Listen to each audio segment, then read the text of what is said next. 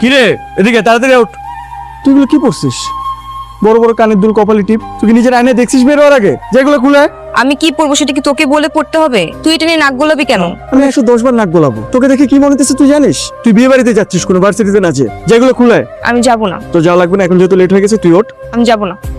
তুই ওনার সাথে যাবি? তুই চলে যা। নিতো লেট হয়ে যাচ্ছে, চলো। তুই সত্যি আমার সাথে যাবি না? যাব না, তুই চলে যা। গরম আছে, দ্রুত খেয়ে নিন, জ্বর মুখে ভালো লাগবে। আমি নিজ হাতে আপনার জন্য বানিয়েছি। এইসবের কি দরকার ছিল বলেন তো? অবশ্যই দরকার ছিল, কথা না বাড়িয়ে খেয়ে নিন। আচ্ছা, আপনার কষ্ট করতে হবে না, আপনি হেলান দিয়ে বসুন, আমি খাইয়ে দিচ্ছি। না, কোনো দরকার নেই, আমি খেতে পারবো। না প্লিজ আরে সমস্যা নেই, আমি পারবো। প্লিজ একটু খা। সরি সরি সরি সরি, আমি মনে হয় আপনাদের পার্সোনাল স্পেসে ডিস্টার্ব করে ফেললাম, তাই না?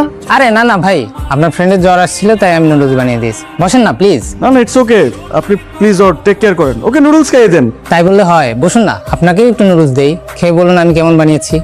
না না, আমি খাবো না। আবে তুই কি কিছু বলবি? হ্যাঁ, আমি তোকে কিছু বলতে আসছি। আমি তোর জন্য অনেকক্ষণ রোদে দাঁড়াইছিলাম, তুই তো আমাকে বলিস তুই অসুস্থ, তুই এটাও বলিস যে তুই আমার সাথে আসবি কি আসবি না। আপনি একটা কাজ করবেন ফাহাদ ভাই, আপনি প্লিজ নিতুকে একটু ওষুধ খাওয়াবেন নিজ হাতে, ঠিক আছে? ওষুধটা ঠিকঠাক মতো খেয়ে নিস। আবির, আপনি কোনো টেনশন করবেন না। আবে একটু বস, কিছু খেয়ে যা। আমি কোনো টেনশন করছি না। হ্যালো, হ্যাঁ কই তুই? এমনিতে দেরি হয়ে গেছে, তাড়াতাড়ি নাম। কি ক্লাসে? মানে আমার দেরি হচ্ছিল, তুই আমাকে একটা ফোন দিতি। তুই তো এমন কখনো করিস না। Hello hello. হ্যাঁ রতন, আবির কোথায়? আবির কোথায় আমি তো জানি না, আমার সাথে ক্যাম্পাসে দেখা হয়েছিল। তুই কই?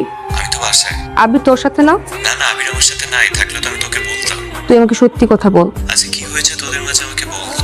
আবির কি কালকে ক্যাম্পাসে যাবে? বললো তো যাবে। তুই একটু জেনে আমাকে জানাতে পারবি? শোন শোন, আমি যে বলেছি এটা কিন্তু ভুলেও বলবি না। আন্টি, আবির কোথায়? ও তো ঘরে নেই রে মা। এই মিথ্যেটা আবির আপনাকে শিখিয়ে দিয়েছে, তাই না? আবির, আয় আবির, কোথায় লুকিয়ে আছিস? বের হ। আবির বাড়িতে নেই। কেন, কি হয়েছে বলতো? বাড়িতে নেই?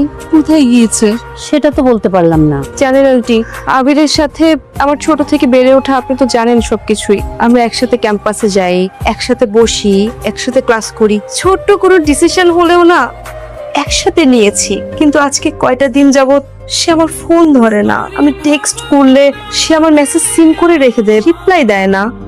আমি আন্টি, আমি আমি আমি জানি না আমি কি করেছি। আবির আমাকে কিছু বলছেও না। ওকে আমি আমি বাসায় এসেও ওকে খুঁজে পাই না। আজকে ও বাড়িতে আসুক, আমি ওকে আচ্ছা করে ধরবো। তোর সাথে ও কি হয়েছে, কেন এমন করছে ও তোর সাথে, তুই চিন্তা করিস না। শোন, আগে তো আমাকে তুমি জ্বালাতো, কয়দিন ধরে একদম শান্ত ছেলের মতো চুপচাপ ঘরে ঢুকে। আগে তো লেখাপড়াই ঠিক মতো করতোই না, এখন সুন্দর মনোযোগ দিয়ে পড়ালেখা করে, খাওয়া দাওয়া করে, তারপর ঘুমিয়ে যায়। শুনে ভালো লাগলো যে আবির পড়াশোনায় মনোযোগী হয়েছে। আমি কি করেছি? তোমার সাথে কেন এমন করছে সে? আমাকে তো সে বলবে যে আমার কি ফল্ট। আমি আবির আসলে জিজ্ঞেস করব কেন তোর সাথে এমন করছে।